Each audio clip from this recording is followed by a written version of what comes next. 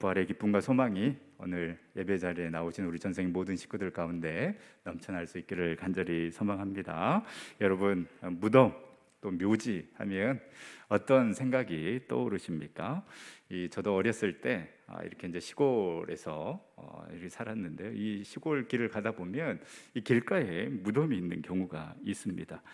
이 저녁에 밤에 그리고 그 옆을 무덤 옆을 지나가면 이 두려움이 몰려올 때가 있습니다. 그리고 만약에 그 전날에 이제 전설의 고향이라도 한번 봤다고 하면은 정말 그 잔상이 남아 있어서 이 금방이라도 이 하얀 소복을 입은 사람이 무덤에서 나올 것 같고 뒤에서 쫓아오는 그런 느낌이 들 때가 있습니다. 그러면 나도 모르게 이 찬송가를 크게 부르면서 뒤도 안 돌아보고 선살같이 달려갔던 그런 기억이 있습니다.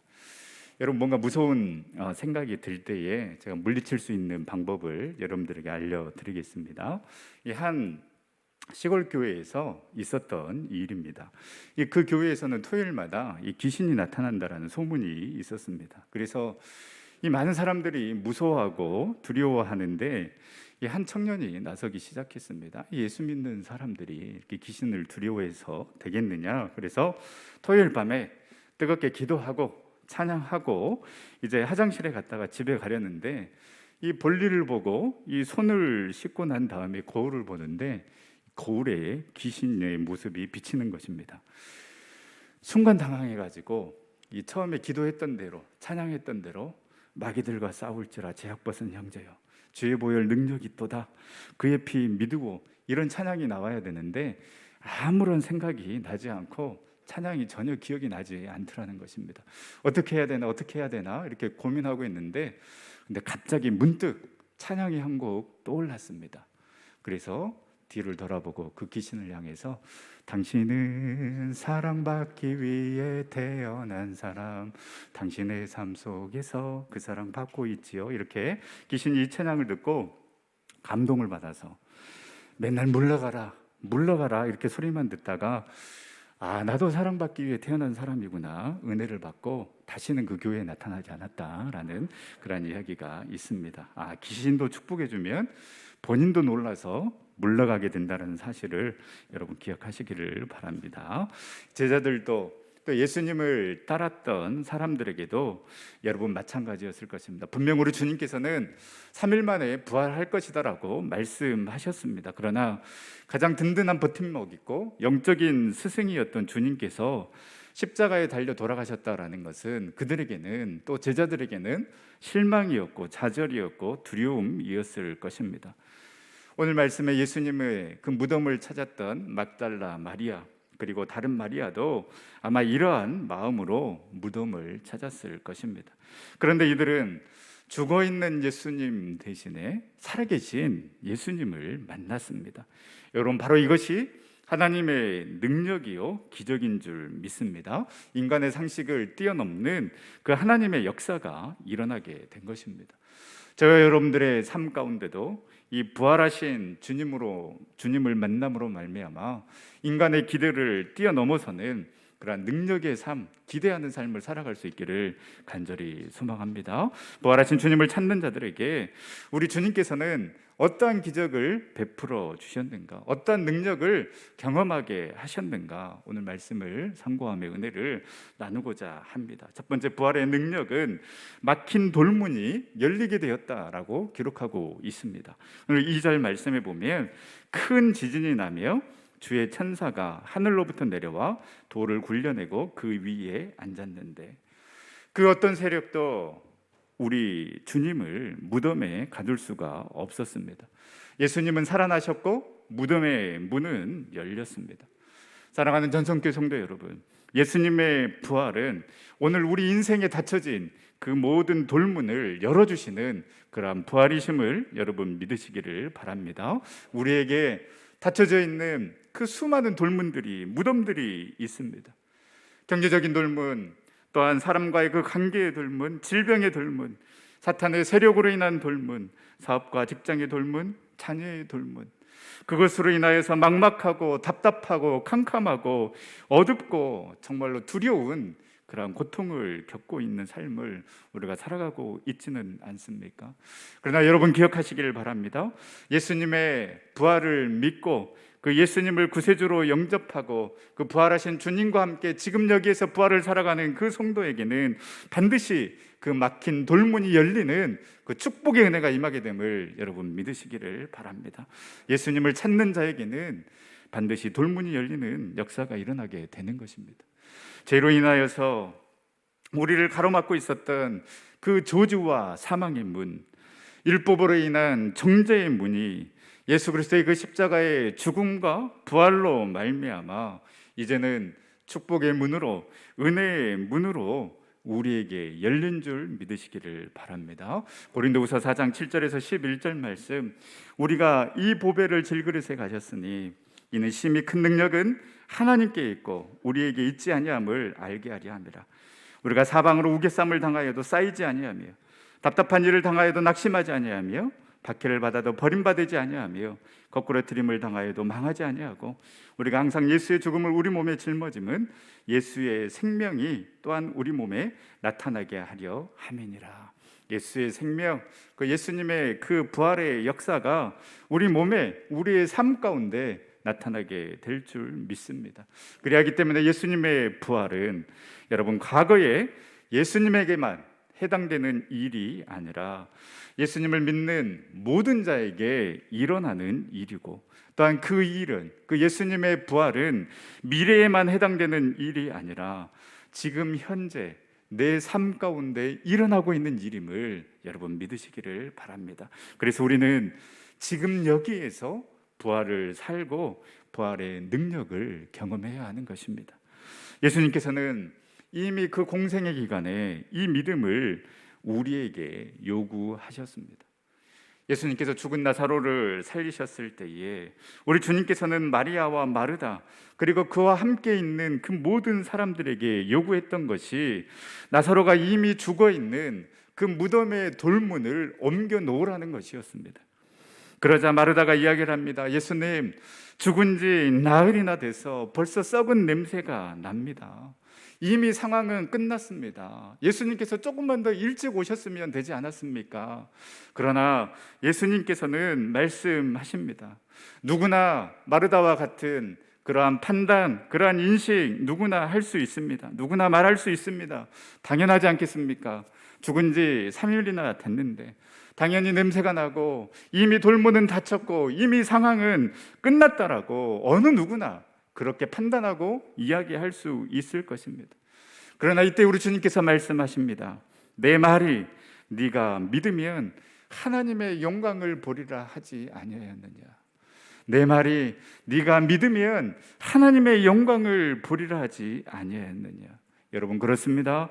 누구나 판단하고 누구나 말할 수 있는 그러한 현실 인식이 아닌 부활하신 주님을 믿고 그 능력을 믿고 문제 너머에 역사하시는 그 주님을 바라보면서 그 우는 자리에서, 그 절망의 자리에서, 슬픔의 자리에서 일어나서 절망의 돌, 슬픔의 돌을 옮겨 놓을 수 있는 저와 여러분들이 될 수 있기를 간절히 소망합니다. 믿으면 주의 영광을 보리라. 부활하신 주님을 믿고 우리의 삶 속에서 부활을 살아가는 그 자에게 동일하게 능력을, 부활의 주님의 영광을 우리는 보게 될 줄 믿습니다. 이미 예수님께서 부활하셔서 그 닫혀진 돌문을 여셨던 것처럼 부활하신 주님의 능력을 믿고 내 삶의 자리에 있는 그 절망과 좌절의 돌을 믿음으로 옮겨 놓을 때에 그 기적은 나의 기적이 될 줄 믿습니다. 축복은 나의 축복이 될 줄 믿습니다. 예수님의 부활이 내 삶의 자리에서 역사하는 나의 부활이 될 줄 믿습니다. 두 번째, 부활의 능력은 두려움을 물러가게 하고 큰 기쁨을 우리에게 주는 것입니다. 두려움 가운데 있는 두 여인에게 천사는 5절에 너희는 무서워하지 말라라고 말씀하십니다. 인간의 가장 큰 문제가 무엇이겠습니까? 바로 두려움입니다. 불안과 염려, 근심과 같은 이러한 두려움은 우리를 마비시키고 몸과 마음과 영혼을 깨트려 버립니다. 그러면 왜 이러한 두려움이 우리 가운데 생기게 되는 것입니까? 바로 주님을 바라보지 않기 때문에, 주님을 의지하지 않기 때문에, 그 주님의 능력을 의심하기 때문에 그렇습니다. 부활의 주님을 모르는 사람들은 인생이 두렵습니다. 삶을 살아가며 경험하는 그 인생의 무게가 자신의 능력보다 훨씬 크기 때문입니다. 오늘 예배드리는 우리 전생의 모든 성도님들 가운데 여러 가지 두려움과 걱정, 염려가 있다라면 오늘 부활하신 주님께서 천사를 통하여서 주신 그 말씀 붙잡고 그 모든 두려움들을 이겨낼 수 있기를 간절히 소망합니다. 너는 이제부터 두려워하지 말라. 죽은 자를 살리신 그 하나님께서 너를 위해서 무엇을 못하시겠느냐? 독생자를 보내주신 그 하나님께서 그 사랑하는 자녀들에게 무엇을 주지 않겠느냐? 두려워 말라, 염려하지 말라. 우리의 마음속에 성령님이 역사하셔서 이 모든 두려움들이 온전히 사라질 수 있기를 간절히 소망합니다. 염려와 근심이 평안과 기쁨으로 바뀌어지는 그런 축복이 임하기를 소망합니다. 부활의 주님을 만난 제자들의 전과 후를 보면 우리는 부활의 능력이 얼마나 위대한지 알 수 있습니다. 그리고 이 부활의 능력은 너무나도 자연스러운 것임을 알 수가 있습니다. 예수님께서 십자가에 달려 돌아가실 때에 그 제자들은 그 자리에 없었습니다. 오히려 저주하며 부인하였습니다. 그러나 부활하신 주님께서 그들에게 나타나셨고 그들을 만나 주셨습니다. 그리고 그들은 이제는 그 부활하신 주님을 만남으로 말미암아 죽음을 두려워하지 아니하고 핍박을 두려워하지 아니하고 감옥에 갇히는 것을 두려워하지 아니하고 그리고 담대하게 복음을 전하며 부활의 증인으로 살아가게 되었고 이들의 생명의 주인이신 주님을 위해서 기꺼이 목숨까지 내어놓는 순교의 자리까지 가게 됨을 볼 수 있습니다. 부활하신 주님을 만나기 전에는 두려움이 그들을 지배하였습니다. 그래서 예수님을 떠나버렸고 예수님을 부인하였지만 그러나 부활하신 주님을 만난 후에는 부활의 능력과 소망이 그 두려움을 지배하였습니다. 이 역사가 오늘 우리 전생의 모든 성도님들 가운데도 일어날 수 있기를 간절히 소망합니다. 어렵고 힘들고 어디에나 소망이 없는 그런 시대에 우리가 살아가고 있지만은 그러나 이 모든 절망과 좌절, 어둠에 꽁꽁 묶여 있는 우리를 풀어놓아 자유케 하실 분 오직 우리 주님밖에 없는 줄 믿습니다. 우리 주님이 그 모든 절망과 좌절, 어둠을 경험하셨고 그 모든 것들을 이겨내며 참 소망이 되셨기 때문에 오직 우리 주님밖에 없음을 믿고 고백하며 이제는 그 부활하신 주님을 만나고 그 부활하신 주님으로부터 오는 능력을 힘입어 두려움을 이겨내고 그 부활의 소망과 능력이 우리의 모든 삶을 이끌어가는 그러한 힘과 능력이 될 수 있기를 간절히 소망합니다. 그리고 세 번째, 예수님의 부활은 평안과 성령을 주셨기에 능력이 되는 것입니다. 오늘 9절 말씀에 보면 예수님께서 그들을 만나 평안하냐라고 이렇게 묻고 있습니다. 우리말로는 의문문으로 되어 있지만은요, 원문 그대로 해석을 하면 명령문이 되는 것입니다. 그래서 평안하냐라는 이 말은 너희들은 기뻐하라라는 그런 의미가 되는 것입니다. 두려워하지 말고 걱정하지 말고 염려하지 말고 이제 우리 주님께서 명령하시는 것입니다. 내가 부활했기 때문에 부활한 나를 너희들이 만났고 믿었기 때문에 이제 너희들은 기뻐하라라고 그렇게 말씀하고 있는 것입니다. 이제는 더 이상 두려워하지 말고 걱정하지도 말고 염려하지도 말고 기뻐하라는 것입니다. 나로 인해 평안을 누리라고 우리 주님께서는 말씀하고 계시는 것입니다. 누가복음 24장 36절에도 너희에게 평강이 있을지어다. 요한복음 20장 19절에도 너희에게 평강이 있을지어다 라고 말씀하시면서 요한복음에는 예수님께서 이제는 그 제자들에게 한마디 말씀을 더 하시는데요, 요한복음 20장 22절에 이 말씀을 하시고 그들을 향하사 숨을 내쉬며 이르시되 성령을 받으라 라고 말씀하십니다. 성령은 부활하신 주님께서 그 사랑하는 백성들에게 주신 또 다른 선물입니다. 그렇다면 우리는 이렇게 결론을 내릴 수 있습니다. 우리가 평안하고 기뻐할 수 있는 이유는 바로 부활하신 우리 주님 때문이요, 더 나아가 부활하신 그 주님께서 약속하신 성령을 받아 부활 증인으로서의 삶을 살아가라는 우리 주님의 명령임을 알 수가 있습니다. 사랑하는 성도 여러분, 진정한 평안은 그 평강의 왕이신 예수 그리스도로부터 오는 줄 믿습니다. 그리고 이 평안은 이미 예정된 평안이요, 축복입니다. 예수님께서 그 십자가를 앞에 두고 제자들에게 고별의 말씀을 하시면서 요한복음 16장 22절에 너희가 지금은 근심하나 내가 다시 너희를 보리니 너희 마음이 기쁠 것이요 너희 기쁨을 빼앗을 자가 없으리라. 너희는 근심할 것이다. 그렇지만은 내가 다시 너희를 보리니, 내가 부활해서 다시 너희에게 나타나면 너희 마음이 기쁠 것이요 너희 기쁨을 빼앗을 자가 없으리라. 그 부활하신 주님을 만남으로 그 어떤 것도 우리 주님께서 우리에게 주신 그 부활의 기쁨을 빼앗기지 않는 그러한 삶을 살아갈 수 있기를 간절히 소망합니다. 다음 요한복음 16장 33절 말씀, 이것을 너희에게 이르는 것은 너희로 내 안에서 평안을 누리게 하려 함이라. 세상에서는 너희가 환난을 당하나 담대하라, 내가 세상을 이기었노라. 부활하신 주님께서 이미 세상을 이긴 줄 여러분 믿으시기를 바랍니다. 우리는 이미 우리 주님께서 이긴 그 세상을 살아가고 있는 것입니다. 그렇기 때문에 우리 주님께서는 이미 저와 여러분들에게 평안을 허락하여 주신 줄 믿으시기를 바랍니다.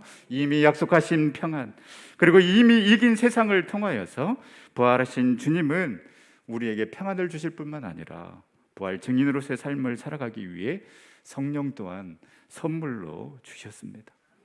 이제 우리가 이 평안과 성령의 능력을 누리기를 간절히 소망합니다. 이 평안과 이 성령의 능력을 사모하기를 간절히 원합니다. 이제 우리가 이 평안과 성령의 능력 받아서 그래서 복음 전도자의 사명, 부활 증인으로서의 사명을 감당하는 우리 전생의 모든 성도님들이 다 될 수 있기를 간절히 소망합니다.